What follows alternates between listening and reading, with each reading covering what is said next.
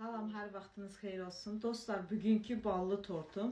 Baxın, siz belə tortlar da zakaz edə bilərsiniz. Məsələn üçün, ananızın 60 yaşı olur, 65 yaşı, atanızın, uşağınızın və belə tortlar mənə zakaz edə bilərsiniz. İçinin naçinkasını özünüz də deyə bilərsiniz. Bax, burada tvarojni kremdir, meyvələrdir, sveji meyvələrdir, şokoladdır, yeməlidir. Ballı tortun resepti də sayfada var, qızlar, sizə paylaşmışam.